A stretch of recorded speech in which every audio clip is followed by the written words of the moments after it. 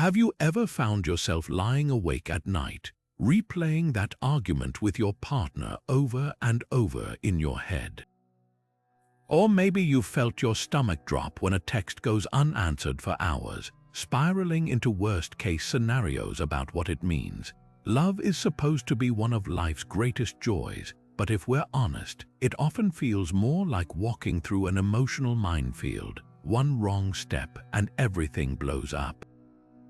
The ancient Stoics knew this struggle well. 2,000 years ago, they were grappling with the same heartaches, jealousies, and disappointments we face today. But here's the surprising part: they didn't see these emotions as enemies to destroy. Instead, they crafted a philosophy, a way of life that turns emotional chaos into clarity, fear into freedom, and heartbreak into wisdom. This isn't about suppressing what you feel or pretending to be unshakable. Real Stoicism isn't stone-faced indifference. It's about recognizing that while you can't control every twist and turn of love, you can absolutely master how you respond to it. Imagine a relationship where disagreements don't derail you, where silence from your partner doesn't send you into panic, where even rejection, as painful as it is, doesn't break you. That's the power of emotional mastery, and the best part, it's not reserved for monks or philosophers. The Stoics designed these tools for everyday people navigating the messy, beautiful reality of human connection. In this video, we're going to walk through 25 Stoic practices, specific, actionable steps that will reshape how you experience love, from the first flutter of attraction to the deep commitment of long-term partnership. You'll learn how to disarm jealousy before it takes hold, how to communicate with calm precision even when emotions run high, and how to find unshakable confidence that isn't tied to someone else's approval. This isn't theory, it's a battle-tested system honed over centuries. Whether you're single and navigating modern dating or years into a relationship that needs rekindling, these principles will give you something rare: the ability to love deeply without losing yourself. Let's begin. Picture this: your partner comes home in a bad mood and snaps at you over something trivial. Your first instinct might be to snap back, to let their words sting, or maybe to shut down completely. But here's where Stoicism flips the script. The very first step toward emotional mastery in love isn't about changing the other person. It's about recognizing what's actually yours to control. The ancient Stoics called this the dichotomy of control, and it's the cornerstone of everything that follows. Think of it like sailing. You can't command the wind or the waves, those are externals, just like your partner's moods, their past, or whether they text you back promptly.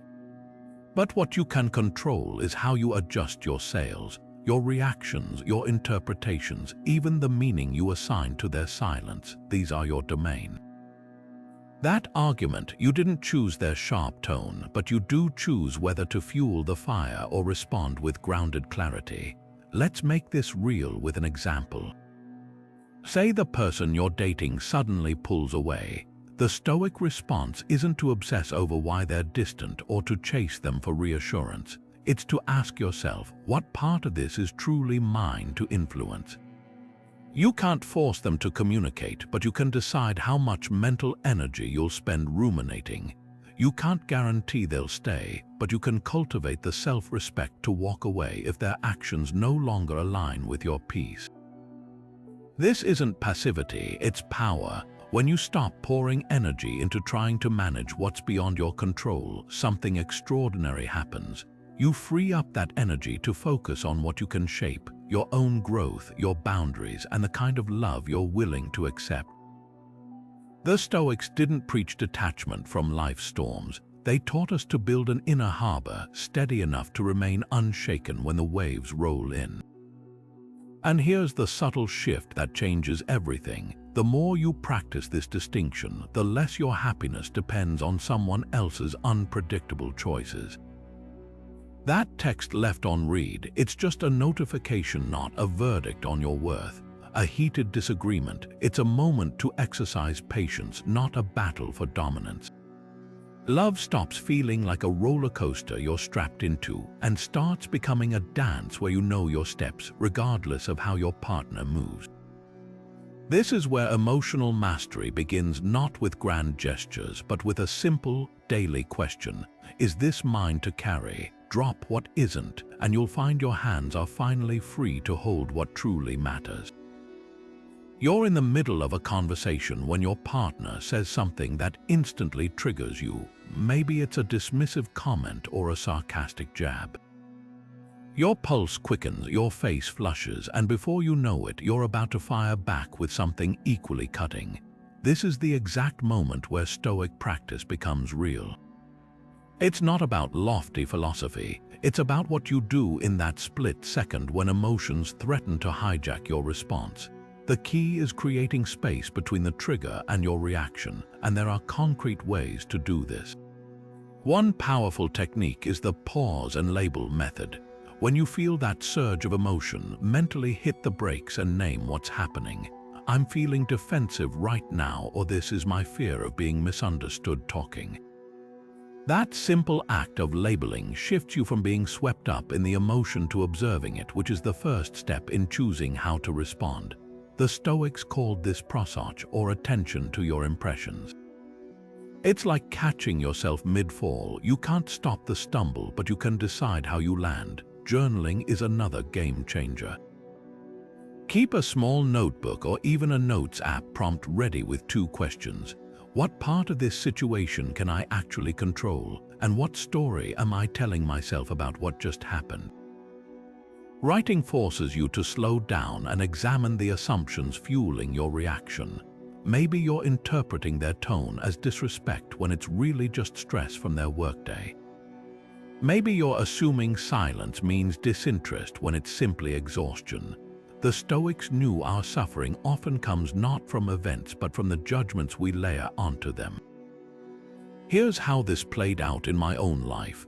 Early in a past relationship, my partner cancelled plans last minute with a vague text. My immediate thought was they're losing interest.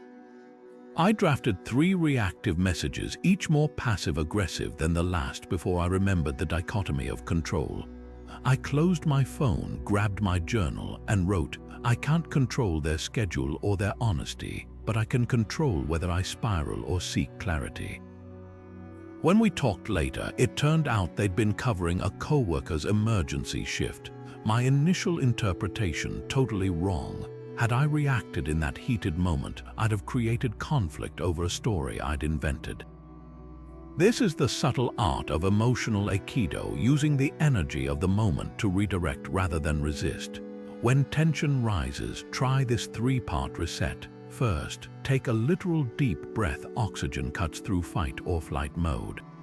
Next, ask, is my reaction based on facts or fears? Finally, choose one small, controlled action, whether it's saying I need a moment to think or writing down your thoughts before speaking. The goal isn't to eliminate emotion, it's to prevent emotion from eliminating your agency. What makes this practice revolutionary is how it reshapes relationships over time. You start to notice patterns, how often you conflate love with control, or how quickly a mood can convince you of a catastrophe that doesn't exist. And here's the paradox: the less you try to manage your partner's behavior, the more space you create for them to show up authentically. Love becomes less about policing reactions and more about witnessing each other's humanity, imperfections included. The next time you feel that familiar heat rising, remember, mastery isn't the absence of emotion. It's the ability to stand in the storm and say, this is mine to feel, but not mine to act on blindly. That pause, that choice, that's where real emotional freedom begins. Most relationship advice tells you to focus on the positive, visualize your perfect love story, manifest your ideal partner, push away any negative thoughts. But what if that relentless optimism is actually setting you up for more pain? The Stoics practiced something radically different called premeditatio malorum, or negative visualization. It's not about pessimism, it's about immunization. By deliberately imagining the loss of what we cherish, a breakup, a rejection, even a loved one's worst behavior, we strip those scenarios of their power to paralyze us. Here's how it works in practice. Let's say you're dating someone new and feel yourself growing attached. Instead of burying the thought, "What if this ends?" Bring it to the surface, sit with it for a moment. If this relationship falls apart, how would I handle it? Picture the practical steps: deleting their number, leaning on friends, rediscovering hobbies you love. Feel the emotions that would come, and then notice something crucial. You're still breathing, your heart's still beating, you're still you. That's the revelation. The Stoics weren't teaching us to expect disaster. They were showing us that even in disaster, we retain the tools to rebuild. Compare this to modern, toxic positivity, where any hint of doubt is treated like a jinx. Ever been told, "Just think happy thoughts" when voicing relationship concerns? That mindset backfires because it leaves us emotionally defenseless. When the breakup does happen, because statistically many will, the person who never allowed themselves to mentally prepare is blindsided. They're the ones texting at 3 a.m. begging for closure. The Stoic already knew the score. There's a profound freedom in this exercise. When you accept that losing someone is always a possibility, you stop clutching them like a life raft. Your happiness isn't contingent on their presence, so you can love them more fully without desperation or control. Think of it like holding sand. Squeeze too tight and it slips through your fingers. Keep your hands open and it stays. A student of mine once resisted this practice, saying, "If I imagine my partner leaving, I'll attract it." But Stoicism isn't law of attraction, it's law of preparation. After reluctantly trying it, she reported something unexpected. "I realized if he walked away, I'd grieve, but I'd also rediscover parts of myself I'd neglected. Now I love him without needing him to complete me." That's the balance. Negative visualization doesn't deaden your joy, it deepens it by removing the fear of loss. And here's the twist: when you stop fearing an outcome, you often prevent it. Desperation repels, grounded confidence attracts. Partners sense when you're anchored in your own worth, and that security becomes the foundation for healthier love. So tonight, before bed, try this. Close your eyes and mentally let go of the person you love most. Watch how your mind instinctively recoils, then gently remind yourself, "Whatever happens, I'll meet it with the same strength that's carried me through every storm so far." That's not negativity, that's unshakable resilience. Let's make negative visualization practical with a 5-minute daily ritual you can start today. Set aside time, maybe right after waking up or right before sleep, where you sit quietly and close your eyes. First, picture waking up to a message from your partner saying, "This isn't working for me anymore." Feel the gut punch of those words. Notice where the tension gathers in your body, the tightness in your chest, the weight in your stomach. Now, instead of pushing that thought away, stay with it. Ask yourself, what would I do next? Maybe you'd call a close friend, go for a run to clear your head, or write down everything you're feeling. The key isn't to dwell in despair, but to prove to yourself that even in this scenario, you're still capable of taking the next step. Then, and this is where the magic happens, open your eyes and look around. If you're in bed, notice the empty space beside you where your partner would be. If you're at the kitchen table, recall how they laugh when they spill coffee every morning. The Stoics called this turning the coin, flipping fear into presence. Suddenly, their quirks aren't annoyances, they're evidence that the loss you imagined hasn't happened. That snore you complain about, now it's a reminder they're still here. The laundry they left on the floor, proof your life is intertwined with theirs. Science backs this up. Studies on gratitude journaling show that consciously appreciating what we have rewires the brain to focus less on lack. One Harvard study found that participants who wrote daily about things they valued in their relationships reported higher levels of satisfaction and resilience during conflicts. It's not about ignoring problems, it's about anchoring yourself in what's good so problems don't dominate your perspective. Try this twist after your visualization. Send your partner one specific message of appreciation. not a generic "I love you," but something concrete like "I've been thinking about how you always remember my favorite snack when you grocery shop." It makes me feel seen. This does two things. First, it forces you to mine your relationship for real, overlooked gold. Second, it communicates value in a way that often inspires reciprocity. A man I coached used this practice after nearly sabotaging his marriage with constant worry about his wife's busy work schedule. Instead of resenting her late nights, he'd imagine coming home to an empty closet, then text her something like, "I miss our lazy Sundays when you're swamped like this." Over time, his fear of losing her transformed into active celebration of her. The irony, he told me later, is that when I stopped clinging, she started carving out more time unprompted. The goal isn't to become immune to pain, but to build a foundation so solid that even the worst-case scenario can't knock you flat. When you know you'll survive, even if not in the way you'd choose, you stop using love as a security blanket and start treating it as a shared adventure. That shift changes everything, so tonight try this. Light a candle, set a timer for 5 minutes, and let your mind go to that uncomfortable place. Then blow out the flame and text your partner one tiny, true thing you'd miss. That's Stoicism in action, not cold detachment, but love with eyes wide open. Ever had a relationship hurdle that felt like a brick wall, something like a sudden long-distance move, a miscommunication spiral, or a clash of core values? Here's where Stoicism flips the script in a way that feels almost revolutionary.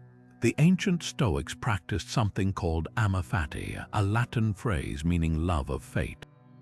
It's not about resigning yourself to hardship, it's about actively embracing challenges as the raw materials for growth. Think of it like emotional alchemy, taking the lead of frustration and turning it into the gold of resilience. Take long-distance relationships. Most people see them as a test of endurance, counting down the days until they can finally be together again. But what if you viewed that distance not as an obstacle, but as a masterclass in trust and independence? One couple I coached used their forced separation to cultivate skills they'd neglected, like deep listening during calls, no distractions, just presence, or rediscovering solo hobbies that made them more interesting to each other.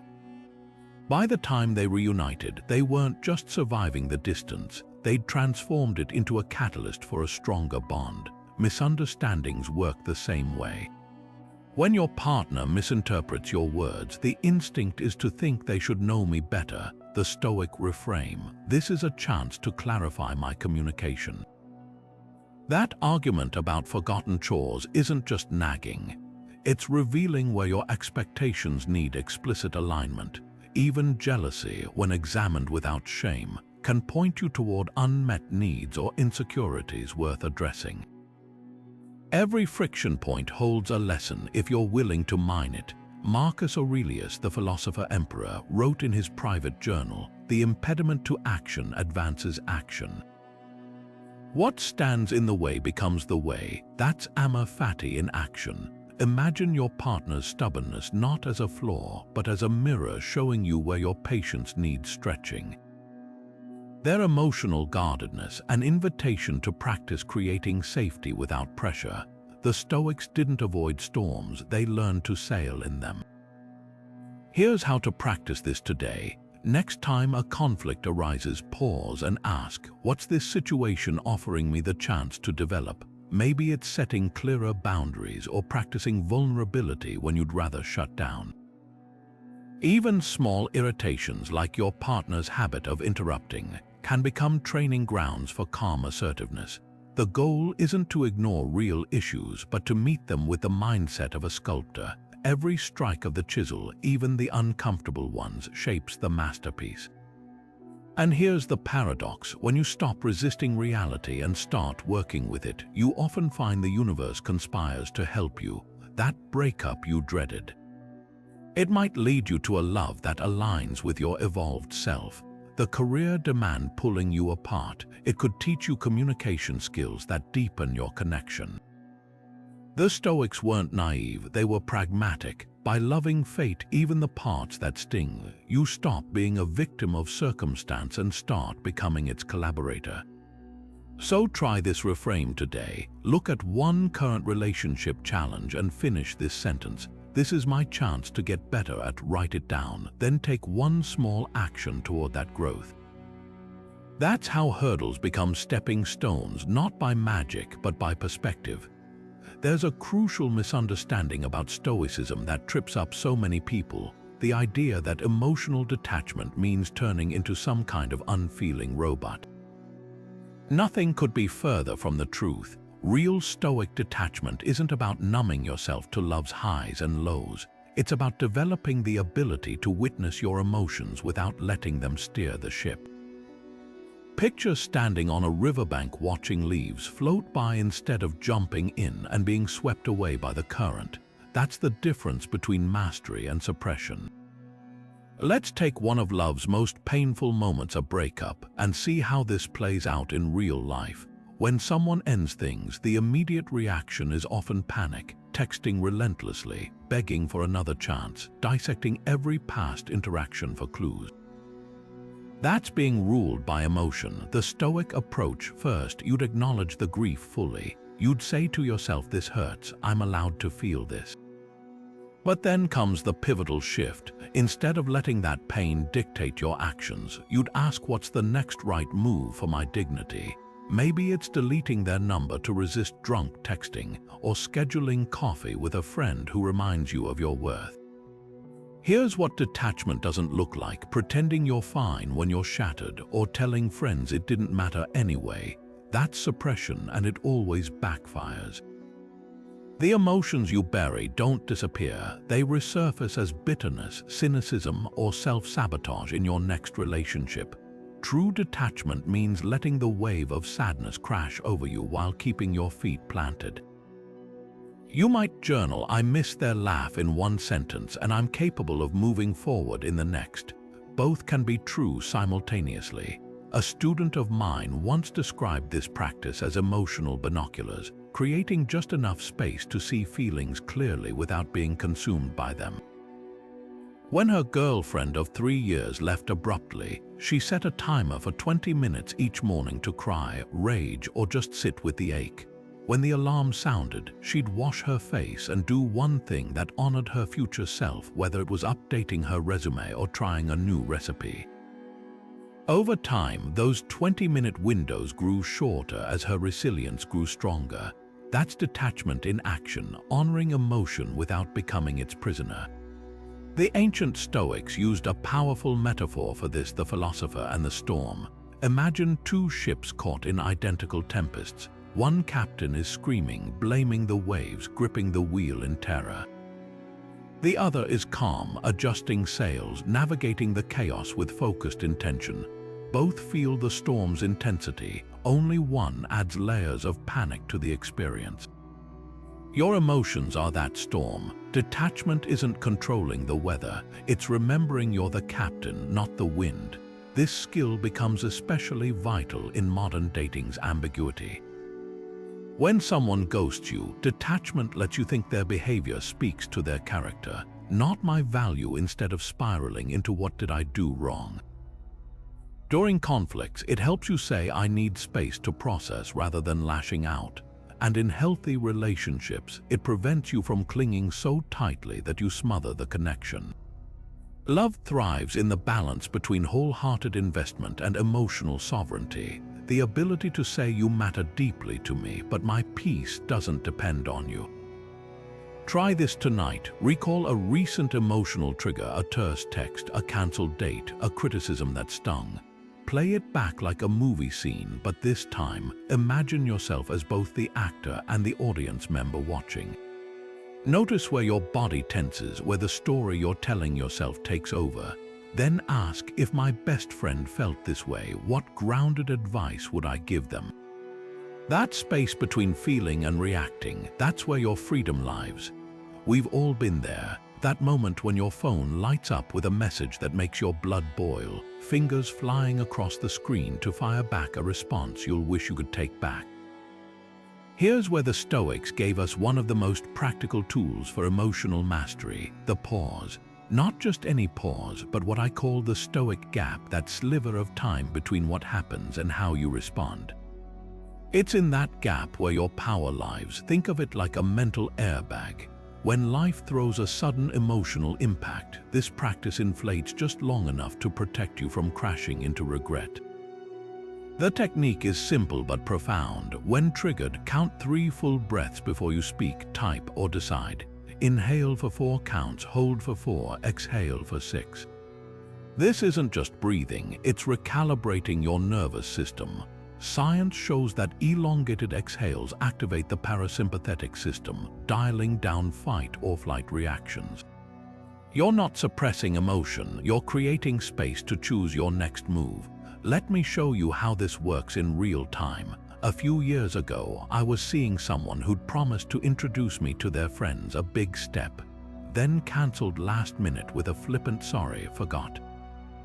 My chest burned with that mix of humiliation and anger. I grabbed my phone, thumbs poised to type. If I mattered, you wouldn't forget, but I remembered the Stoic pause. 3 breaths later, I noticed something. Beneath my rage was hurt. So instead of accusing, I wrote, "Ouch, this one stung. Can we talk about what happened?" Their response, an immediate call, a genuine apology, and a rescheduled dinner where they introduced me proudly. Had I sent that first draft, we'd have spiraled into defensiveness. The ancient Stoics called this prosach, attention to your impulses. Epictetus, the slave-turned philosopher, put it bluntly: if someone succeeds in provoking you, realize that your mind is complicit in the provocation. That's the uncomfortable truth. No one makes you react, you choose to react. The pause is where you reclaim that choice. Here's how to build this skill daily. Start small. Next time your coffee order is wrong, pause 3 breaths before correcting the barista. Notice how differently the interaction unfolds when you lead with calm clarity instead of irritation. Then scale up. When your partner forgets an anniversary, use those breaths to ask, is this about their carelessness or my fear of being unimportant? The answer will guide your response. What makes this practice revolutionary is its ripple effect. Over time, you'll catch yourself pausing before the trigger hits, like seeing a text notification and instinctively setting the phone down to breathe. You'll start recognizing patterns. Every time they're late, I assume disrespect. But what if it's just poor time management? That gap becomes a laboratory for self-awareness. And here's the unexpected bonus. When you consistently respond from pause rather than impulse, people begin to mirror your calm. Relationships stop feeling like battlegrounds and start feeling like collaborations. Try it today. The next time your pulse quickens, let 3 breaths be the bridge between what you feel and how you act. That space, that's where emotional mastery is born. Imagine you're on a date and the conversation turns to a topic where your honest opinion might disappoint them. Maybe it's about marriage, kids, or lifestyle choices. Your stomach tightens. Part of you wants to nod along to keep the connection smooth, but another part whispers, this isn't real. That moment is where Stoic virtue becomes your compass. The ancient Stoics didn't just preach honesty, they tied it to something far deeper: justice. Not courtroom justice, but the kind that means treating others and yourself with the fairness they deserve. People-pleasing might feel safer in the moment, but it's a short-term fix with long-term costs. Every time you swallow your truth to avoid discomfort, you're not just lying to them, you're betraying your own integrity. Let's break this down with courage, another Stoic virtue often misunderstood. Courage in love isn't about grand gestures or confrontations. It's the quiet strength to say I need space when you're expected to be constantly available, or to walk away from a situationship that disrespects your time. Picture someone clinging to a partner who breadcrumbs them with intermittent affection. The Stoic question isn't how can I make them commit, it's does staying here align with my self-respect? Virtue shifts your focus from can I keep them to am I keeping faith with myself? Wisdom plays its part too. Ever been tempted to snoop through a partner's phone, convinced you'll find the truth? the virtuous approach asks, even if I discover something, what's the cost to my character? Wisdom recognizes that some answers come at too high a price, not just to the relationship, but to the person you become in seeking them. The Stoics called this prohersis, the faculty of choice that defines your moral character. Every decision in love is a vote for the kind of person you're growing into. Here's how to put this into practice. Next time you're torn between convenience and virtue, pause and ask, if the person I admire most, my mentor, my future self, even a Stoic like Marcus Aurelius, watched my actions today, would they nod in respect or look away in disappointment? That question cuts through the noise. It's why one student of mine ended a 5-year relationship when she realized she'd been avoiding hard conversations to keep the peace. I wasn't being kind, she said. I was being cowardly. Her honesty stung in the moment, but it freed them both to find partners who truly fit. And here's the unexpected reward. When you lead with virtue, you attract people who value it. The partner who stays because you're honest, that's the partner who'll weather storms with you. The love built on courage, that's the love that won't crumble at the first conflict. Virtue isn't just ethical, it's practical. It builds relationships where both people can breathe, knowing they're chosen for who they truly are, not who they pretend to be. So tonight, reflect on one area where convenience has been outweighing character. Maybe it's staying silent when your boundaries are crossed, or hiding your quirks to seem more dateable. Then take one small step toward virtue, not as a test for someone else, but as a promise to yourself. That's how love stops being a performance and starts being an anchor. Marcus Aurelius, one of history's most powerful men, kept a journal not to record his conquests, but to confront his own vulnerabilities. Every night, by candlelight, he'd dissect his emotions like a surgeon, asking which served his purpose and which betrayed it. This wasn't vanity, it was vigilance, and it's a practice that transforms relationships when applied with the same rigor. Your journal isn't just a diary, it's a mirror held up to your emotional reflexes, revealing patterns invisible in the heat of the moment. Start with this simple nightly ritual. Set aside 10 minutes, phone off, screens away, and answer 3 questions. First, what emotion dominated my love life today? Not just I felt hurt, but I felt disposable when they cancelled plans. Pinpoint the trigger. Was it their action or the story you layered onto it? Second, did this emotion serve my peace or sabotage it? Anger might reveal a boundary crossed, or it might expose an old wound you've been ignoring. Third, what's one action I can take tomorrow to either honor this feeling or release it? Maybe it's expressing a need kindly or deleting an ex's number to stop yourself from reminiscing. Here's how this works in reality. A woman I mentored journaled after a fight with her boyfriend, felt enraged when he joked about my cooking. Old memory of my dad mocking my mom's meals surfaced. Realized I wasn't mad at him, I was protecting her. Tomorrow, I'll tell him why that stung without blaming him. That entry took 90 seconds. It prevented 3 days of cold shoulders. The Stoics knew what neuroscience now confirms. Writing crystallizes chaotic emotions into actionable insights. Adapt Marcus' format with these prompts for relationships. 1. Today's friction point. Be specific. They sighed when I asked about their day. 2. My interpretation. They're annoyed by me. 3. Alternative interpretations. They're stressed about work. 4. Evidence for / against my story. They've been quiet all week. 5.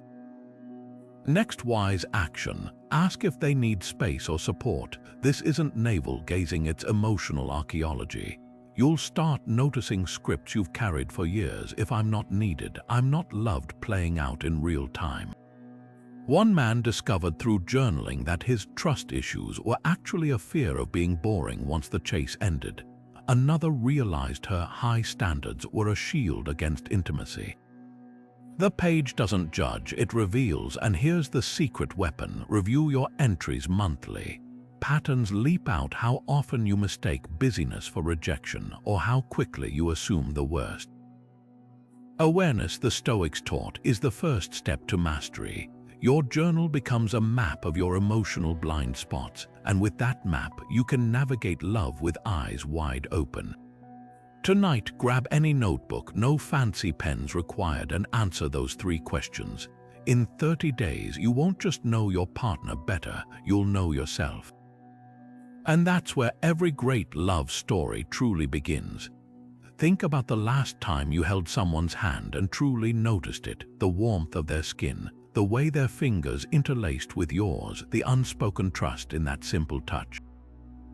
Now imagine knowing it might be the last time. That's the heart of memento mori, not as morbid fixation, but as a wake-up call to presence. The Stoics didn't dwell on death to scare themselves. They used it to strip away the distractions that keep us from loving fully. Seneca, in his letters to Lucilius, put it bluntly, "You lose the day you've expected as if it were your last." This practice transforms how we experience love. Consider 2 partners eating dinner together, one scrolling through their phone, the other savoring each bite, each shared laugh. Neither knows if this meal is their final one, but the second lives as if it could be. That's the alchemy of memento mori. It turns ordinary moments into sacred ones. A fight over chores becomes trivial when you remember time is finite. A quiet morning together becomes a gift, not a given. Seneca's advice to a grieving friend reveals the deeper layer. Let us cherish the dead by continuing to love what they loved. When we accept that everyone we love, including ourselves, is temporary, we stop postponing vulnerability. You don't wait for a perfect moment to say, "I appreciate you." You don't let sunsets pass unnoticed because you assume there'll be countless more. Modern psychology echoes this. Studies on temporal scarcity show people express affection more openly when reminded of life's brevity. Here's how to practice this without gloom. Each morning, place a small object, a stone, a ring, in your pocket as a physical reminder, "Today could be my last with them." Then, when irritation arises, their socks on the floor, their habitual lateness, ask, "If this were our final day, would this matter?" Often, the answer dissolves the frustration. But memento mori isn't about tolerating mistreatment. It clarifies what's truly worth addressing. A betrayal still stings, but a misplaced coffee cup. Let it go. A couple I worked with placed a single candle on their dining table.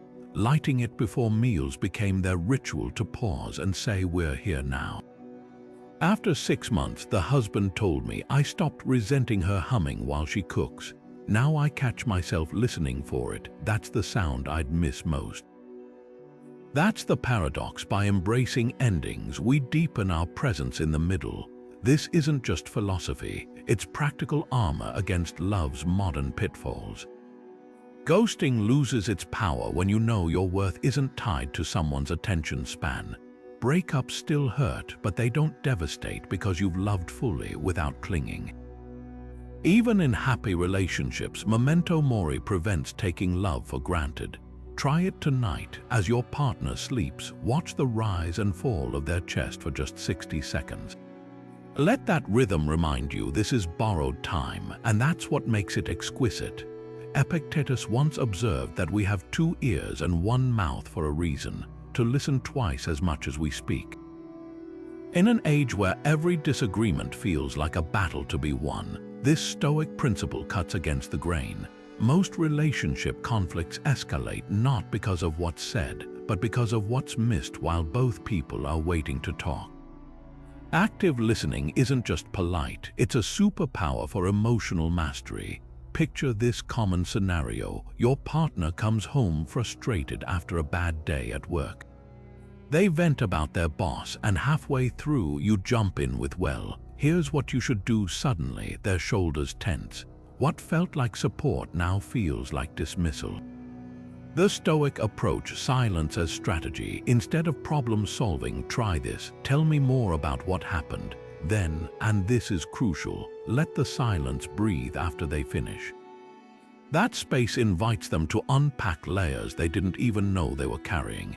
Here's why this works. When Epictetus taught, "First learn the meaning of what you say and then speak," he wasn't advocating muteness.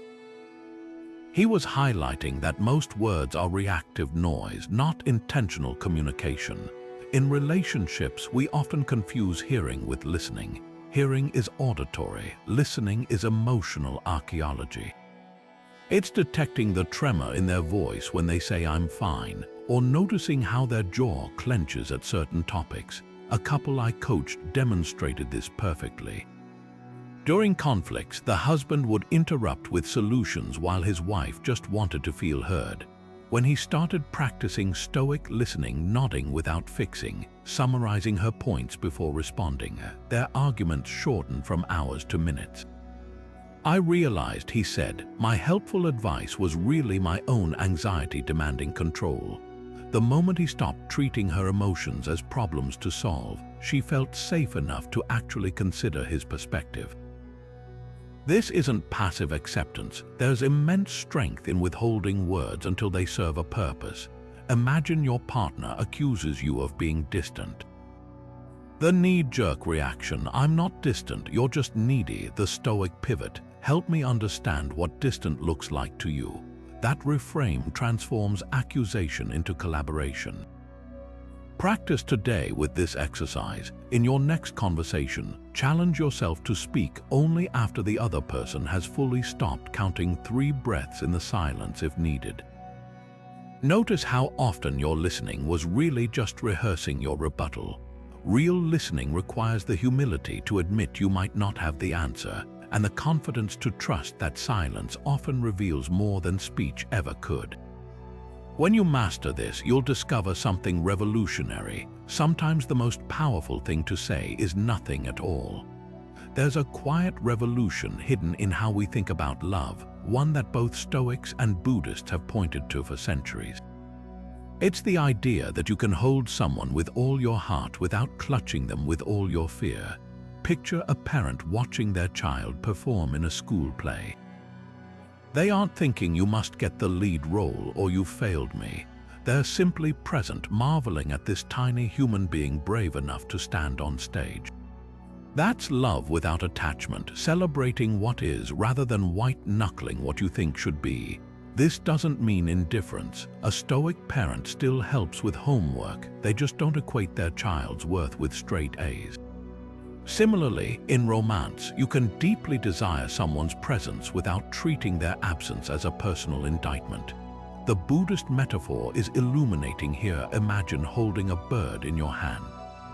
Squeeze too tight and you harm it. Hold it too loosely and it flies away, but cradle it with just enough space. That's the balance, close enough to feel its warmth, free enough to let it choose to stay.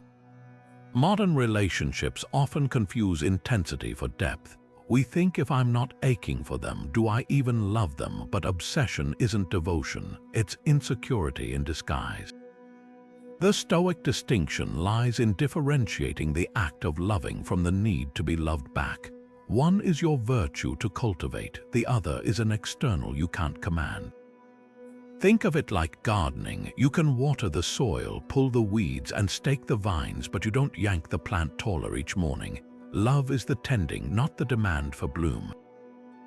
Here's how this plays out practically. When texting someone you're dating, notice the difference between "I hope they reply soon because I enjoy our conversations," and "if they don't reply within an hour, they're losing interest." The first is love with openness, the second is love with silent contracts. Or consider long-term partnerships. You can wish your partner would remember anniversaries without treating forgotten dates as proof of fading love. Attachment says "you must meet my expectations to deserve my care." Non-attachment says "my care is mine to give, regardless of your flaws." A student of mine once described her breakthrough with this practice. She'd been dating someone who traveled often for work, and every trip triggered her abandonment fears. Then she reframed. "Instead of counting the days until he's back, I'll savor the space to miss him." The result, his returns became reunions instead of relief. The Stoics would nod at this by releasing the grip of "when will he." She discovered the joy of "here he is." Try this today. Think of one expectation you're clinging to in a relationship, maybe how often they should initiate dates or how they should express affection. Now imagine holding that expectation like a leaf in your palm. Slowly open your fingers. Does the leaf blow away? Then it was never rooted in reality.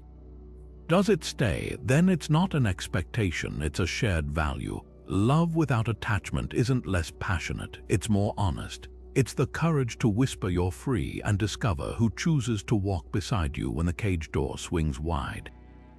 Here's something counterintuitive. The path to emotional resilience in love isn't paved with endless comfort. It's built by occasionally stepping into discomfort on purpose. The Stoics called this voluntary discomfort, and it's like strength training for your emotional core. Imagine preparing for a marathon by only ever sitting on the couch. Sounds absurd, right? Yet that's exactly what we do when we avoid all emotional discomfort. We show up flabby and unprepared when love inevitably tests us. Take something as simple as cold showers. At first glance, it seems unrelated to relationships, but here's the connection. When you voluntarily stand under icy water for 60 seconds, you're not just building tolerance to physical discomfort, you're teaching your nervous system that discomfort is survivable. That same skill transfers to emotional chills. The sting of a partner's criticism, the anxiety of waiting for a reply, the awkwardness of setting a boundary. By practicing small discomforts, you rewire your brain's panic response. The cold shower isn't the point, the mastery is. Let's apply this directly to modern dating. Try this experiment for 24 hours. Resist the urge to check your phone every time a notification lights up. Leave it face down during meals. Go for a walk without it. Notice the itch to grab it. That's your brain addicted to the dopamine hit of external validation. Now, here's the Stoic twist. That itch isn't your enemy, it's your teacher. Every time you pause instead of react, you're building the same muscle that'll help you stay centered when your partner is distant or when a first date goes silent. A man I coached practiced this by intentionally skipping his nightly scroll through his ex's social media. The first few nights felt like withdrawal, he admitted. But after a week, I realized I'd been reopening the wound daily. That's voluntary discomfort in action, choosing short-term unease for long-term freedom. Now let's crank this up with a challenge. Go 24 hours without complaining, not out loud, not even internally. No grumbling about traffic, no eye rolling at your partner's quirks, no mental rants about slow service. Why? Because complaining is emotional junk food. It tricks us into thinking we're taking action when we're just rehearsing powerlessness. When you stop complaining, you start noticing solutions, or better yet, you start questioning whether the problem was ever worth your energy. Here's what happens when you pair these practices. Say your partner forgets to run an errand they promised to handle. The old you might spiral into they never follow through. The version of you trained in voluntary discomfort pauses, recognizes the frustration, and asks, is this worth my peace? Can I solve this without making them the villain? That shift doesn't mean you ignore real issues, it means you address them from strength, not reactivity. Tonight, try one small act of voluntary discomfort. Leave your phone in another room while you read. Drink your coffee black. Sit with a minor inconvenience without narrating it. These are microdoses of resilience, inoculating you against the larger shocks love will inevitably bring. The goal isn't to become numb, it's to prove to yourself that you can feel the cold and still choose how to step forward. Here's something the Stoics understood that most of us get wrong. The moment you label an event as good or bad, you've already lost half your power to navigate it skillfully. Think about how we talk about breakups. Worst day of my life, my world ended, everything went wrong. But what if you stripped away those judgments and saw the situation for what it simply is? Not a tragedy, not a blessing, just reality asking you to meet it where it stands. Take a page from actor Tom Hanks' playbook. When his decades-long marriage ended, the media spun it as a scandal, a failure. But listen to how he actually spoke about it. Life happens, you adapt, you find the next right step. No villain, no victim, just a man practicing what the Stoics called apatheia, not apathy but clear-eyed acceptance. That's the difference between calling a breakup bad, which makes you resent it, and calling it what is, which frees you to work with it. Here's why this matters. Labels are emotional quicksand. The second you decide something is awful, your brain starts collecting evidence to prove it. You replay memories with a grim filter, ignore silver linings, and soon you're stuck in a story that's heavier than the event itself. The Stoic alternative, neutral observation: we broke up, I feel grief, I also have agency, that's it. No added narrative about betrayal or wasted years, just facts that leave room for your next move. A student of mine illustrated this perfectly. After her fiancé called off their wedding, she initially framed it as the universe punishing me. Months later, journaling through Stoic prompts, she wrote, "If I'm honest, we wanted different things." I loved the idea of marriage more than our actual relationship. That shift didn't erase the pain, but it turned a catastrophe into a pivot point, one that led her to a partner whose vision matched hers. This isn't just about breakups. Apply it to smaller moments. Your date cancels, are they flaky? Or is this an opportunity to enjoy unexpected free time? Your partner forgets your anniversary, is this neglect, or a reminder to communicate what rituals matter most? The Stoics weren't suggesting you ignore real harm. They were teaching you to separate what happens from the story you layer on top. Try this reframe today. Pick one event you've labeled bad and list 3 neutral facts about it. Then ask, if I viewed this as simply something that happened, what might I learn or do differently? That space between fact and judgment, that's where resilience grows. Imagine waking up one day to realize you've become someone you don't recognize, someone who laughs at jokes they find cruel just to fit in, who swallows their opinions to avoid conflict, who molds themselves into whatever shape their partner desires. That slow erosion of self is the true cost of abandoning your integrity for love's sake. The Stoics had a razor-sharp term for this: proherses, your faculty of choice, the sacred inner space where no one else gets a vote. When you sacrifice that core to keep peace in a relationship, you haven't avoided loss, you've just traded your self-respect for temporary harmony. Here's the litmus test Seneca would urge you to apply. What kind of person does this love require me to be? If the answer makes you uneasy, if you're dimming your brightness to avoid outshining someone, or playing small so they don't feel insecure, that's not love. That's hostage negotiation. A client of mine stayed 7 years in a relationship where her partner mocked her ambition. It was easier to pretend I didn't care about my career than to face his jealousy, she admitted. The day she left, she didn't just regain a relationship with herself. She rediscovered the woman who'd been buried under years of compromises. Let's confront the uncomfortable truth. We often cling to relationships not because they're healthy, but because they're familiar. Like a too small shoe we've learned to limp in, we convince ourselves the blisters are normal. The Stoic question cuts through that illusion. Is this pain serving my growth or stunting it? Consider the executive who tolerates his wife's affairs because divorce would mean splitting assets, or the young professional who hides her spirituality to please a skeptical partner. These aren't choices, they're slow surrenders. Now, integrity doesn't mean inflexibility. There's wisdom in adjusting to a partner's needs, maybe learning to appreciate their love of hiking even if you prefer libraries, or embracing their chaotic family holidays despite your craving for order. The line appears when adjustment becomes self-betrayal. Your values aren't bargaining chips. Marcus Aurelius ruled an empire, yet wrote in his private journal, "It's ridiculous not to flee from your own badness, which is possible, but to flee from other people's badness, which is impossible." Translation: you can't control others' flaws, but you're damn well responsible for your own compromises. Here's how to spot the difference between compromise and self-abandonment. Compromise says I'll try sushi, even though I hate fish. Self-betrayal says I'll pretend to hate my job so he feels superior. One expands your horizons, the other shrinks your soul. The moment of reckoning often comes disguised as a small choice. Maybe it's letting a racist comment slide to keep the peace, or staying silent when your partner belittles a friend. Each time you bite your tongue, you're not preserving the relationship, you're preserving a version of it that requires you to be less than whole, the Stoic antidote. Measure every action against this question.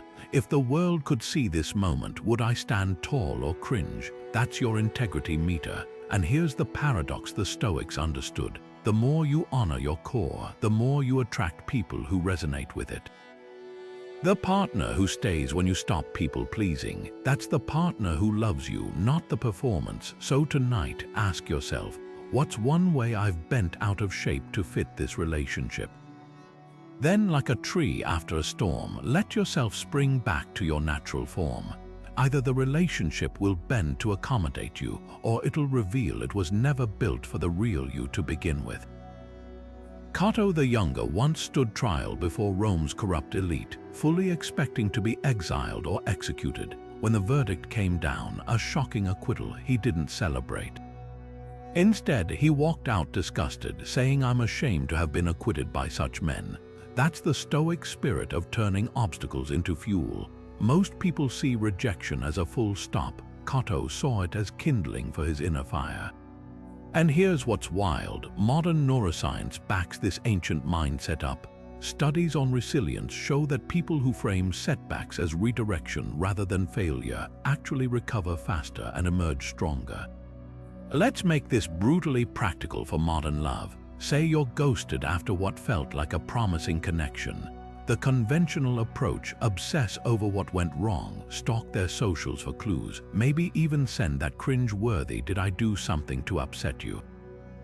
Text the Stoic alternative, channel Cato: "If they can't see my value, their attention was never worth having." This isn't sour grapes, it's strategic reframing. One woman I interviewed after a devastating breakup described printing rejection emails from jobs she'd wanted and taping them to her wall. Every morning, she said, I'd look at them and think these are proof I'm aiming high enough to matter. Within a year, she'd landed her dream role and met someone who valued her ambition instead of feeling threatened by it. Here's where most self-help gets it wrong. They tell you to move on or focus on yourself without giving you the tools to actually transform pain into power. The Stoics went deeper. They practiced premeditatio malorum, visualizing worst-case scenarios, not to dwell in misery but to disarm fear. Try this. Write down your dating horror story, the public rejection, the cruel breakup text, the betrayal, and then annotate it with 3 ways it made you wiser, stronger, or more discerning. A man in our community did this after his fiancée left him for his best friend. His annotations read: 1. Now I know trust must be earned, not assumed. 2. I discovered friends who showed up when I was at rock bottom. 3. I stopped tying my worth to being chosen. 2 years later, he sent me a wedding photo, not with bitterness, but genuine gratitude for the redirection. The magic happens when you stop asking "why did this happen to me?" and start asking "what can this teach me about what I truly deserve?" Rejection isn't the universe saying you're not enough. It's the universe whispering "this wasn't the right fit, and I'm protecting you from settling." Cato didn't just tolerate adversity, he used it as a whetstone to sharpen his character. Your dating struggles, those are your whetstones. Every unanswered text is training you in patience. Every mismatch is refining your discernment. Even heartbreak, when metabolized properly, expands your capacity for joy, because you can't heal without first being broken.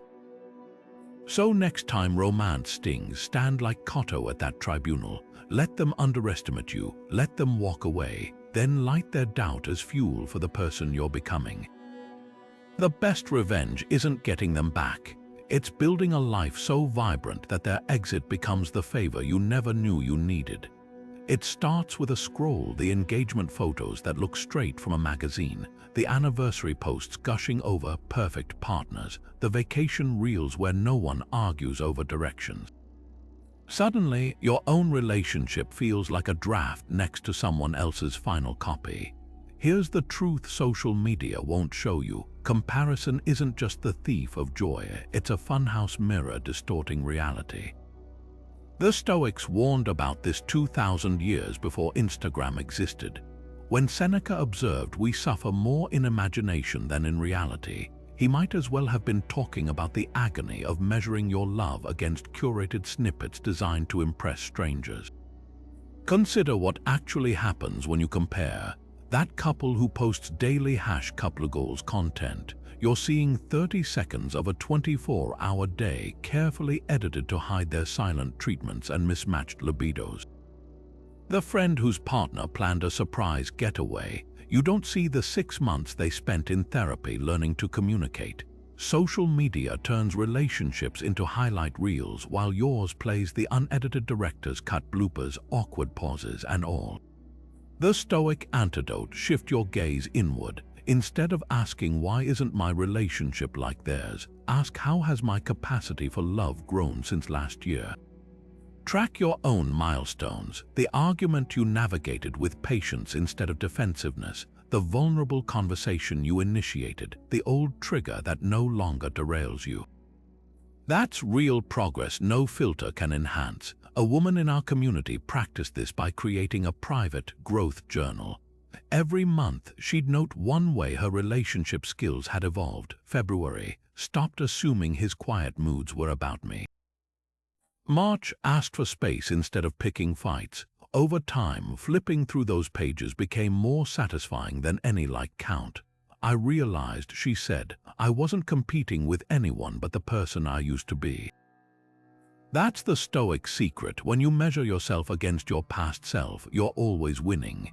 Here's how to apply this today. Next time you catch yourself envying someone's #relationship goals post, perform a quick reality check. First, remind yourself this is a performance, not a documentary. Then, counterbalance it by recalling a recent, unglamorous moment of real growth in your own love life. Maybe the night you both admitted exhaustion and ordered takeout instead of pretending to have it all together. That raw authenticity is where true connection lives. Marcus Aurelius had a practice of reviewing his day not by what he'd acquired, but by how his character had strengthened. Try this nightly relationship audit. Today, did I love more wisely than yesterday? Not did my partner post about me? Not do we look as happy as that couple on TikTok? Just, am I growing? That single question cuts through comparison's noise and brings you back to what actually matters: your uninterrupted becoming. There's a quiet rebellion against modern love's greatest lie: the idea that being alone is something to endure rather than explore. Picture this: a weekend with no plans, no texts to answer, no partner's mood to navigate, just you, a notebook, and the kind of silence that feels unsettling at first but soon becomes sacred. This isn't loneliness, it's what Seneca called the pleasure of being at home with yourself. He wrote letters to Lucilius not from crowded Roman banquet halls, but from the solitude of his villa, arguing that until you can relish your own company, you'll always be a beggar in relationships, hungry for validation, desperate for distraction, mistaking attachment for nourishment. Start small. Try a micro-retreat, one evening a month where you turn off your phone, cook a meal just for you, no shortcuts, and sit with the discomfort of not being needed by anyone. Notice how quickly the mind scrambles for noise, the itch to scroll, to reach out, to fill the space. That itch is the very muscle Stoicism strengthens.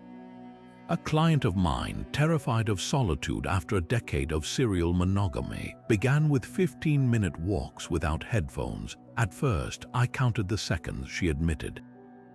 Then one day, I forgot to check the time. I was too busy noticing how the light hit the leaves. That shift from counting down to tuning in is where self-sufficiency blooms. But here's what most miss: solitude isn't just about physical isolation. It's about dismantling the fantasy that another person can complete you. Think of it like learning a language. If you only ever speak in borrowed phrases, your partner's hobbies, their friends, their routines, you'll panic the moment they're not there to translate the world for you. Solitude teaches you to conjugate your own joy.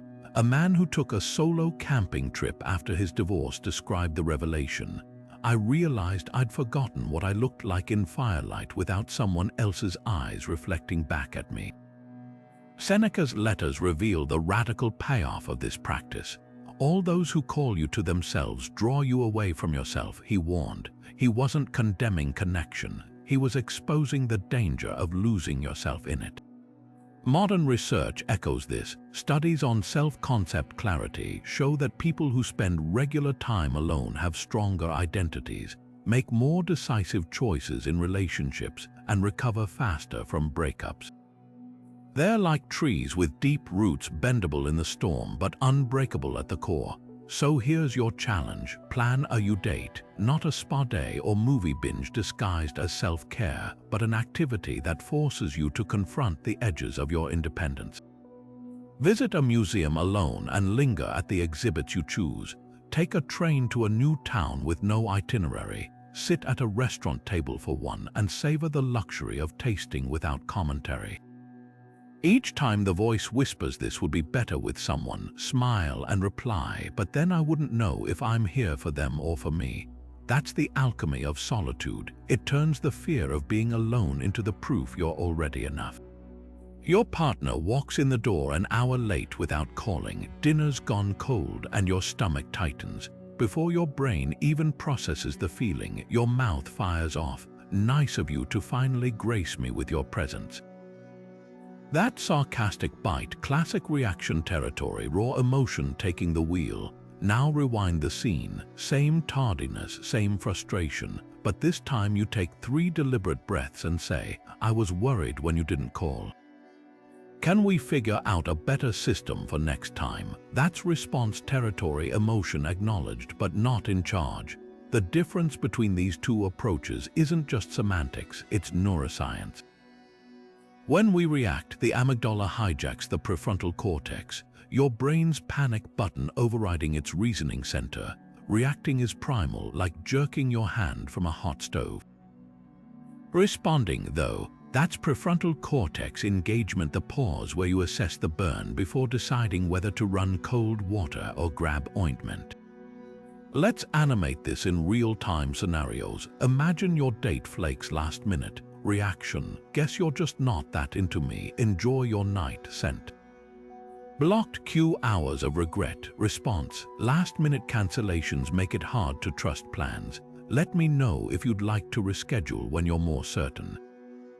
No blame, no surrender, just clarity.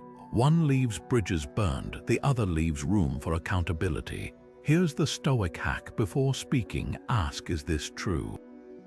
Is this kind? Is this necessary? 3 filters that separate reaction from response.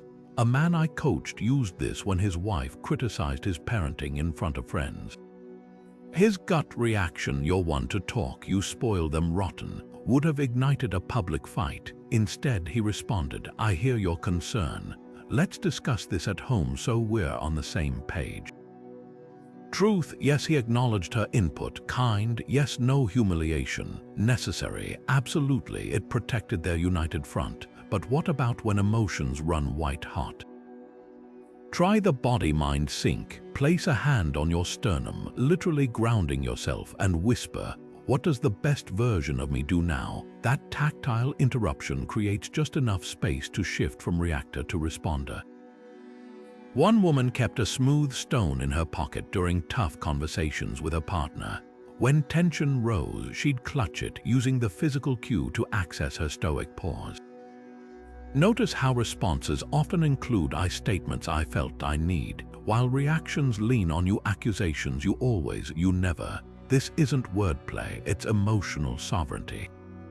Ownership disarms defensiveness. A simple reframe like I'm feeling disconnected lands worlds apart from your ignoring me. Both express the same core need, but one invites collaboration, the other triggers opposition. The magic lies in realizing that between stimulus and response, there's a hidden doorway, the freedom to choose your next move. Walk through it often enough, and you'll find even the messiest moments of love become less about winning battles and more about building something neither of you could create alone. Marcus Aurelius once wrote in his private journal, "You have power over your mind, not outside events. Realize this and you will find strength." Few places test that power more than our tendency to drag past relationships into present ones. It's like hauling a sack of bricks into every new romance, each one etched with "they all leave" or "I'll be betrayed again." The irony, that weight doesn't protect you. It just makes it harder to embrace something new when it finally comes. Here's the Stoic reframe: the past isn't a prophecy, it's a lesson. When you tattoo "all men are liars" or "women always get bored" onto your psyche, you're not guarding your heart, you're imprisoning it. Aurelius cautioned against this in Meditations. Don't let the past dictate the present, or you'll chain yourself to ghosts while missing the living. Think of it like this: holding onto resentment toward an ex is like drinking poison and waiting for them to feel the effects.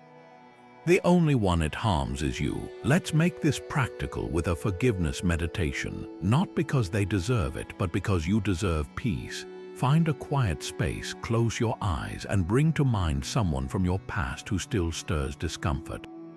Picture them standing before you, not as a villain or a lost love, but simply as a human who crossed your path. Say silently, "What you did, I release. What I felt, I honor. The lessons I keep." Then imagine cutting an invisible cord tethering you to them, not with anger, but with the calm finality of closing a book you've outgrown. A student of mine resisted this practice for months, convinced forgiving her cheating ex would mean excusing his behavior. But when she finally tried it, her realization was profound. I wasn't letting him off the hook, I was unhooking myself from the pain.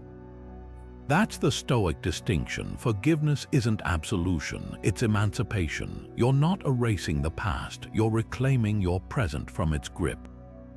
Now for those clinging to "but they hurt me," consider Seneca's insight. No tree becomes rooted and sturdy unless many winds assault it. Every wound that didn't destroy you added a layer of discernment. The partner who ghosted you, they taught you to value consistency. The one who manipulated, they sharpened your radar for authenticity. Even the most painful endings gifted you something: clarity about what you'll no longer tolerate. Try this tonight. Light a candle and write 2 lists. On the left, every hurt your past inflicted. On the right, the strength or wisdom each one seeded in you. Then burn the left side, not theatrically, but ceremoniously, while whispering, "These no longer define me." Keep the right list where you'll see it daily. That's how you turn scars into compass points, guiding you toward healthier love without dragging the old maps behind you. The past will knock, that's inevitable. Your power lies in choosing whether to invite it in for tea or acknowledge it from the porch before gently closing the door. That's emotional sovereignty, honoring where you've been without letting it dictate where you're going. Picture your ideal partner, the one who handles conflict with grace, listens without jumping to defend, and stays grounded even when emotions run high. Maybe they're the type who remembers birthdays without reminders, or the kind who responds to criticism with curiosity instead of defensiveness. Now here's the uncomfortable twist. The Stoics would ask you to turn that mirror around. Are you the partner you're hoping to attract? This isn't about perfection, it's about alignment. If you crave someone patient but snap at minor irritations, or value honesty but omit truths to avoid discomfort, you're not failing, you're just revealing where your practice needs focus. Let's make this tangible. Imagine your Stoic sage partner has 3 core traits. 1. Emotional resilience. They don't take silence as rejection or moods as personal attacks. 2. Clear communication. They express needs without blame and listen without interrupting. 3. Integrity. Their actions match their words even when inconvenient. Now, take one of those traits and audit your last week. Did you assume the worst when your partner was distracted, or did you pause to consider alternative explanations? When annoyed, did you weaponize sarcasm or voice the underlying need? The gap between what we admire and what we embody isn't a critique, it's a curriculum. A client of mine obsessed over finding a partner who'd never lose their temper. Yet when we tracked her own reactions, she realized she'd cancelled 2 dates over minor frustrations. "I wanted a stoic sage while behaving like a storm," she admitted. That awareness became her training ground. She started small breathing through delayed replies instead of sending escalating texts. Within months, her dating pool shifted. "The calm I wanted to attract," she said, "I had to become it first." The ancient Stoics had a name for this alignment: homologia, living in harmony with your professed values.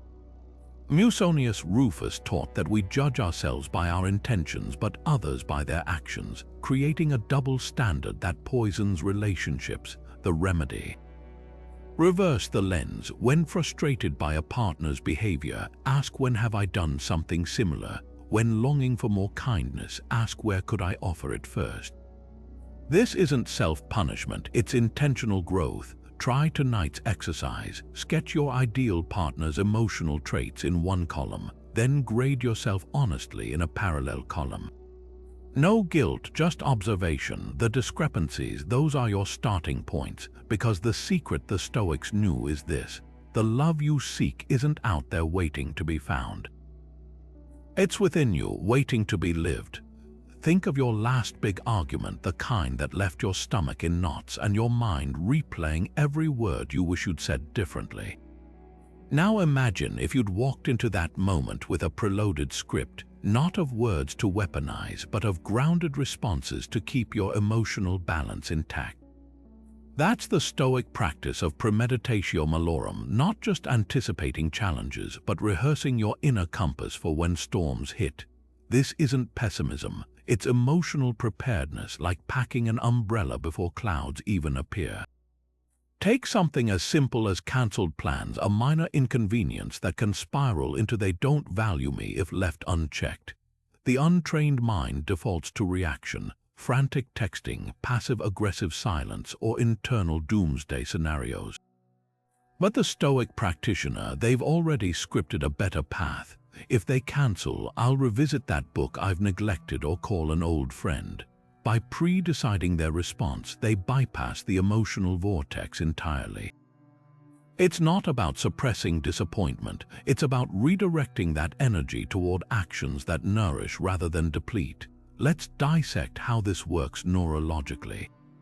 When you mentally rehearse calm responses to triggering scenarios, you're actually building neural pathways, physical ruts in your brain that make composed reactions more automatic. Studies on athletes and surgeons show that visualization primes the brain to perform under pressure as if the situation were familiar. Apply this to relationships. If you've already visualized responding to criticism with "help me understand" instead of "you always attack me," you're far more likely to access that response mid-conflict. A student of mine used this before a tough anniversary dinner with her emotionally distant father. She spent a week envisioning his potential barbs: "you've gained weight" or "still wasting time on that hobby," and rehearsed replies grounded in Stoic detachment: "I'm happy with my choices," or simply changing the subject. The actual dinner unfolded almost exactly as she'd visualized, but because she'd pre-gamed her reactions, his comments rolled off like rain on waxed canvas. For once, she told me later, I left feeling empowered instead of crushed. Now, elevate this beyond individual scenarios. Create a Stoic battle plan for recurring friction points in your relationship. If money fights always escalate, script: "if they splurge without consulting me, I'll schedule a budget talk for tomorrow instead of seething tonight." If jealousy flares when they mention an ex, practice: "I'll note the discomfort but trust their present commitment."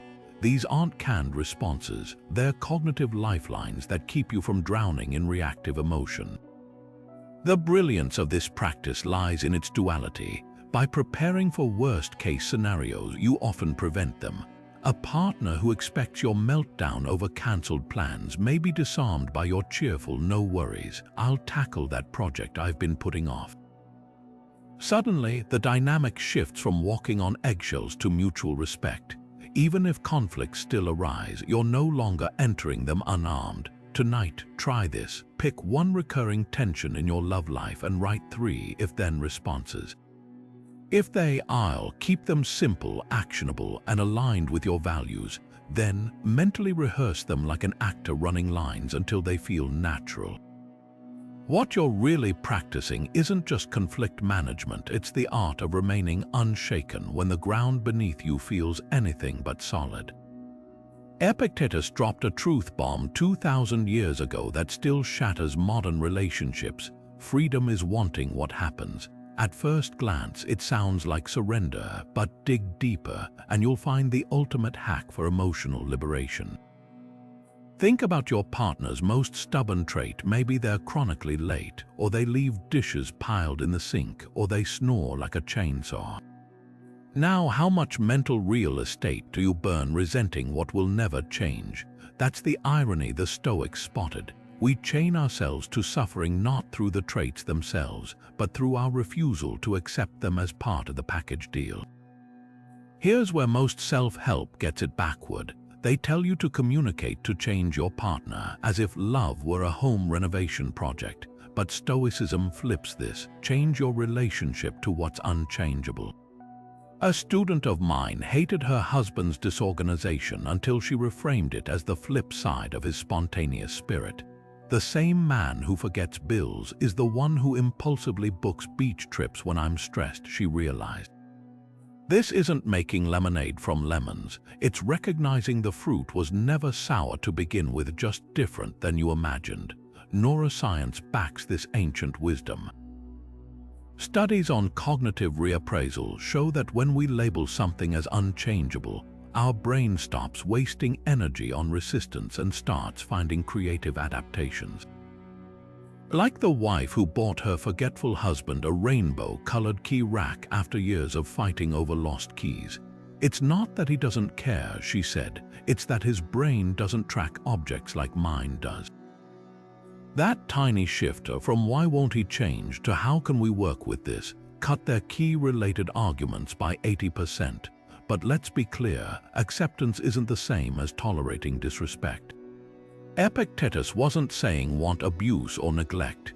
He was highlighting the exhausting futility of raging against realities as fixed as tides.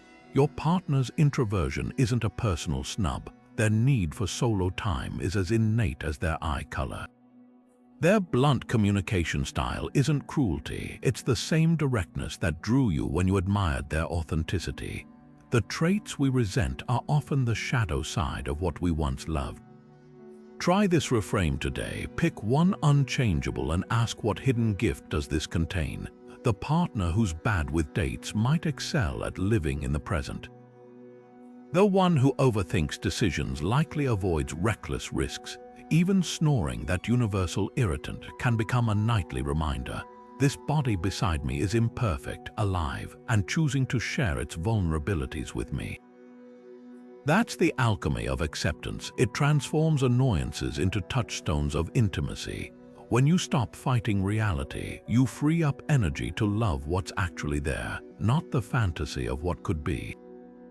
Because here's the secret Epictetus knew: freedom isn't getting what you want, it's wanting what you already have. And in that wanting, you'll find a love deeper than any flawless facade could offer. Lincoln's private letters reveal a secret most history books omit. His marriage to Mary Todd was a battlefield. She threw hot coffee at him in rage. He once walked out of their home at midnight to avoid an argument, wandering the streets until dawn.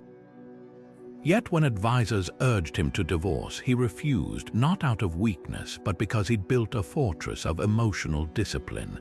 This wasn't martyrdom, it was mastery. Lincoln had a secret weapon, his Stoic Hall of Fame, a mental pantheon of historical figures whose virtues he could borrow in times of turmoil. When Mary's temper flared, he channeled the patience of Marcus Aurelius. When political betrayal stung, he recalled Cotto's unshakable integrity. And that's exactly what you can build for yourself starting today. Your Stoic Hall of Fame isn't about idolizing dead philosophers, it's about assembling an emergency toolkit of embodied wisdom. Think of it like this: when faced with a partner's silent treatment, wouldn't it help to channel Queen Elizabeth's eyes poise under emotional siege? Or when tempted to stalk an ex's social media, channel Epictetus's radical acceptance of what's beyond your control. These figures become psychological armor, giving you templates for grace under fire. Let's make this tangible. Start with 3 figures, one historical, one contemporary, one fictional. For Lincoln, it was the Roman general Scipio Africanus who showed mercy to enemies, the abolitionist Theodore Parker who modeled moral courage, and Shakespeare's King Henry V who inspired leadership in chaos. Your trio might look different perhaps: Eleanor Roosevelt's resilience in betrayal, Brené Brown's vulnerability research, and Atticus Finch's calm conviction. The key is diversity: warriors and poets, rebels and peacemakers, so you always have the right lens for the moment. Now bring them to life. When my friend's marriage hit an infidelity crisis, she'd ask, what would Nelson Mandela do? Not because Mandela was married, but because he'd modeled forgiveness without naivety. Before confrontations, she'd review his letters from Robben Island, how he'd separated anger from action. It wasn't about excusing the betrayal, she told me. It was about refusing to let his choices turn me bitter. That's the power of borrowed virtue. It lets you stand on the shoulders of giants when your own legs feel shaky. Of course, role models aren't flawless. Lincoln's Stoicism came at a cost. Mary often felt emotionally abandoned. That's why your Hall of Fame needs balance. Pair Aurelius's self-control with Rumi's passionate surrender. Temper Cleopatra's boldness with Gandhi's restraint. The goal isn't to copy anyone wholesale, but to curate a spectrum of responses richer than your reflexive ones. Here's how to start. Take one current relationship challenge, maybe your partner's financial irresponsibility or a looming breakup, and consult your Hall of Fame. How would Michelle Obama's pragmatic grace approach this? How might the Dalai Lama's detachment reframe it? Their answers won't always fit, but the exercise stretches your emotional repertoire. One man I coached kept a coin in his pocket engraved with Epictetus's face. At bars, when tempted to flirt while in a relationship, he'd rub it and hear the philosopher's voice. Is this who you want to be? The magic happens when these borrowed virtues become your own. Lincoln didn't just admire Stoic principles. He metabolized them until responding with dignity became second nature. That's your aim, not to mimic your heroes, but to let their best selves remind you of the strength already within you. Because the truth is, when you channel history's emotionally masters, you're not borrowing their power, you're awakening your own. Imagine waking up tomorrow to find every like, comment, and match across your dating profiles wiped clean. No digital applause, no flirty notifications, just you and the unmeasured quiet of your own company. How long could you sit with that silence before discomfort crept in? That itch to check your phone, that subconscious tallying of who messaged first, that's the hidden tax of outsourcing your worth to strangers' swipes. The Stoics saw this trap coming 2 millennia ago. When Epictetus warned, if you wish to improve, be content to appear clueless or stupid in extraneous matters, he might as well have been talking about the modern addiction to external validation. Every time you refresh your profile hoping for new matches, every time you measure a date's interest by their texting speed, you're handing over your emotional thermostat to people who haven't earned that power. Here's the uncomfortable truth no dating coach will admit. Your mood shouldn't fluctuate with someone else's attention span. Think of it like a bank. If your self-worth is stored in others' accounts, their compliments, their replies, their social media interactions, you'll constantly feel bankrupt.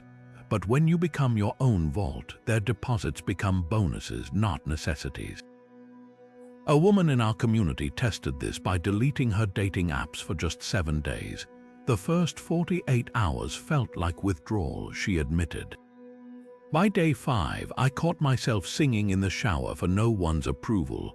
By day 7, I'd forgotten to check my reflection in store windows. That's the paradox. When you stop seeking validation, you stumble upon something far more valuable, your unmetered self. Let's dissect why this works. Neurologically, every notification triggers a dopamine hit, the same chemical reward that fuels slot machine addiction. but just like gambling, the highs are fleeting and the crashes brutal. You match with someone charming, euphoria. They ghost after 3 messages, withdrawal, the Stoic antidote, cold turkey recalibration. Try this experiment for 1 week, mute all dating app notifications. Better yet, uninstall them entirely. Notice what arises, not just the loneliness or boredom, those are expected, but the surprising moments of relief. The morning you don't wake up scanning for unread messages, the conversation where you're fully present instead of mentally drafting your next witty text. That's your nervous system detoxing from approval seeking. But here's where most get stuck. They mistake detachment for disengagement. This isn't about swearing off love or becoming indifferent. It's about shifting your center of gravity from do they like me to do I like who I am around them. A man I coached illustrated this perfectly. After deleting his apps, he spent weekends volunteering at an animal shelter, something he'd always enjoyed but avoided because it wasn't date marketable. Turns out, he said, the woman I eventually met fell for me covered in dog fur, not posing with rented sports cars. When you stop performing for hypothetical admirers, you attract people who genuinely resonate with your unmasked rhythm. The real test comes when you reactivate your profiles if you choose to. Can you swipe without needing matches to feel desirable? Can you enjoy a first date without imagining how they'll describe you to friends? That's the sweet spot where connection becomes an addition to your wholeness, not the missing piece. So tonight, try this. Write down 3 things you appreciate about yourself that no dating metric could measure: your patience with slow learners, the way you remember grandparents' birthdays, your quiet habit of rescuing stranded earthworms after rain. Fold that list into your wallet. The next time you crave external validation, unfold it instead. That's how you build a love life that doesn't fluctuate with algorithms, one anchored not in do they want me, but in do I want this version of me. Imagine sitting across from someone you genuinely like, their laugh lines crinkling, the candlelight flickering in their eyes, while your brain hijacks the moment with frantic questions. Are they thinking about their ex? Will they want kids? What if they get bored of me in 6 months? That mental time travel is the enemy of presence, and the Stoics knew it well. Seneca put it bluntly, we suffer more in imagination than reality. The anxiety over whether they'll commit, whether you'll get hurt, whether this is the one. It all steals the one thing that actually matters, the moment unfolding right in front of you.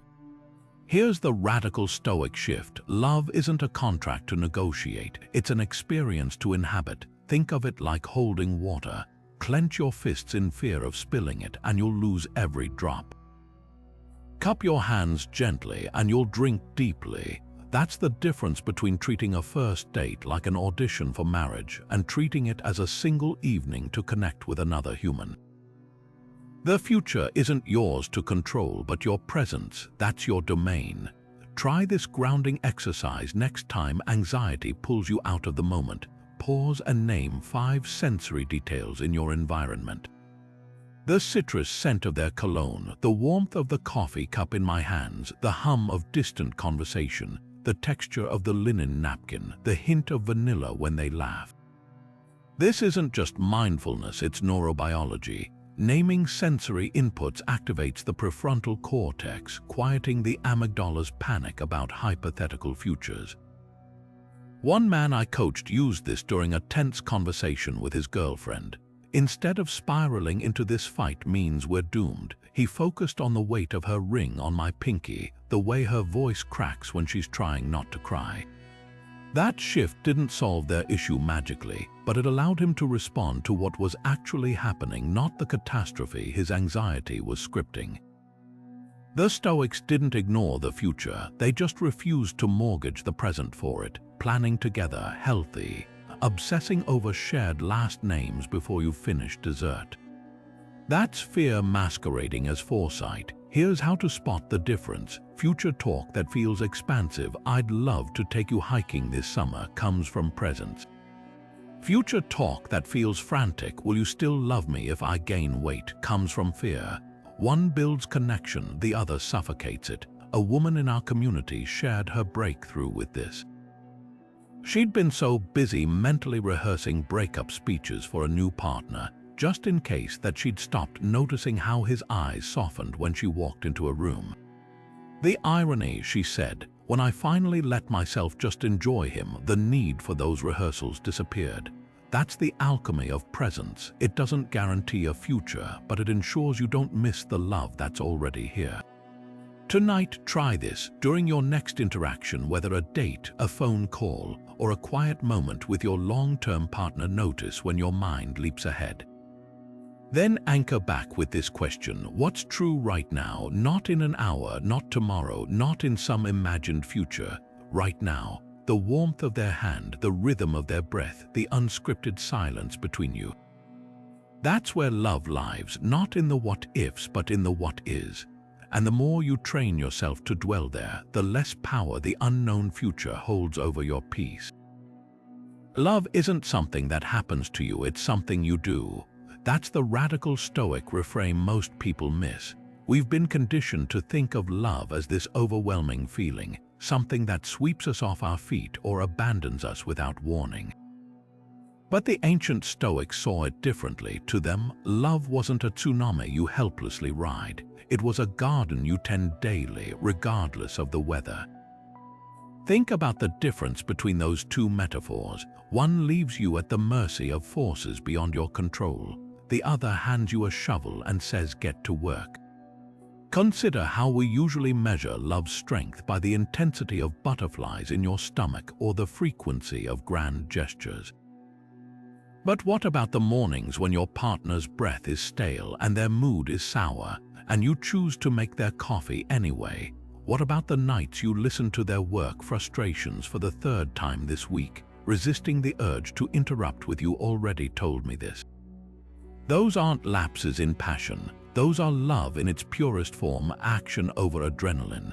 The Stoics distinguished between pathos, raw, reactive emotion, and proherses, the disciplined choice to act in alignment with your values. Apply this to relationships and suddenly love stops being something you fall into and becomes something you stand up for. A client of mine illustrated this perfectly. Early in her marriage, she equated love with constant excitement, until a miscarriage forced them into months of grief. "I kept waiting for the spark to return," she confessed. "Then one day I realized him sitting silently with me in the dark wasn't absence of love. It was love stripped bare." That's the shift. The spark isn't the fire, it's just one way the fire manifests. Modern culture obsesses over romantic peaks, the surprise proposals, the viral anniversary posts. But the Stoics would argue that love's true test happens in the valleys. When you bite back sarcasm after a long day, when you fold their laundry even though they never sort the colors right, when you choose curiosity, "Help me understand," over condemnation. You always do this. These aren't mundane moments, they're the reps in love's daily workout. Here's how to put this into practice. Replace "How do I feel today?" with "How will I love today?" Maybe it's resisting the eye roll when they tell that story for the 100th time. Maybe it's texting "I appreciate you" on an ordinary Tuesday. One man in our community made this tangible by keeping a love ledger, not tracking what his wife did for him, but what he did to actively love her. At first, it felt mechanical, he admitted, but after a month I noticed something. The more I acted loving, the more I felt it. That's the secret the Stoics uncovered. Emotion often follows action, not the other way around. This doesn't mean ignoring genuine incompatibility or staying in toxic situations. Stoic love isn't martyrdom, it's mindfulness. It's the difference between "I'm staying because I promised" and "I'm choosing this anew each day." Even in endings, this applies. To leave with honesty when you've outgrown each other is as much an act of love as staying. The common thread: choice over chemistry. So tonight, try this. Instead of waiting to feel loving, do one small loving thing, not because they've earned it, but because that's who you are. That's how fleeting emotions become enduring character. And character, the Stoics remind us, is the only thing we truly own. What began as a series of steps has become something far greater, a map guiding you from the turbulent shores of emotional reaction to the steady ground of mastery. Each principle we've explored, from the dichotomy of control to the alchemy of acceptance, isn't just a tool for better relationships. It's a revolution in how you experience love itself. The late-night spirals over unanswered texts, the resentment that lingers after arguments, the fear of abandonment that shadows new connections, these aren't inevitabilities. They're invitations to practice. Let's trace the arc of this transformation. You started by distinguishing what's yours to control, a seismic shift that turns conflicts from battles to collaborations. You learn to pause between trigger and reaction, discovering that space where choice lives. You practiced negative visualization, not to dwell on loss, but to deepen presence. You turned obstacles into fuel, relationships into mirrors, and solitude into an ally. Step by step, you've been building what the Stoics called apatheia, not apathy, but the unshakable peace that comes when your happiness isn't held hostage by externals. But here's the truth no philosophy can sugarcoat. Mastery isn't a destination. It's the daily choice to show up differently. The partner who once ignited your jealousy becomes your teacher in trust. The silence you once feared becomes your classroom in patience. Even heartbreak, when met with stoic resilience, becomes the curriculum for your next chapter. So let's make this real. Today, pick one step, just one, to put into practice. Maybe it's the 3-breath pause before reacting to a loaded text. Maybe it's the evening journaling ritual that untangles your emotional knots. Or perhaps it's the radical act of deleting a dating app for a week to rediscover your own company. Whatever you choose, commit to it with the precision of an artisan honing their craft. Track your progress not in grand transformations, but in small victories. The argument that didn't escalate, the anxious thought you observed without obeying, the moment you caught yourself seeking validation and chose self-reliance instead. Then share your story. Tell us in the comments which step you're practicing and what you're learning. Your journey, your stumbles and breakthroughs becomes part of a lineage that stretches back to those ancient philosophers who first dared to ask, what if love didn't have to hurt? The Stoics didn't promise a life without storms. They promised you could learn to sail. Your ship is ready. The horizon is waiting. All that's left is to set sail.